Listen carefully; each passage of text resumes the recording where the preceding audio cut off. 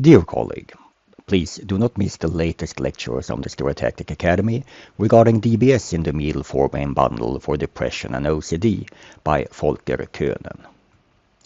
As you might know, the meal-forming bundle is one of the most commonly used brain targets for DBS in psychiatric disorders.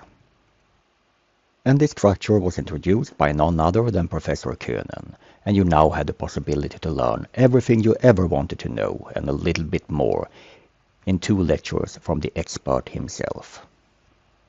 Professor Coenen will here provide you with detailed information about this structure and how it can be identified with various methods during surgery and what response you can expect from stimulation and much more.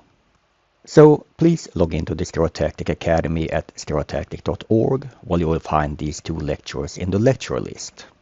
And these lectures will also form a part of the WSSFN course in psychiatric neurosurgery, which will be launched soon. Thank you.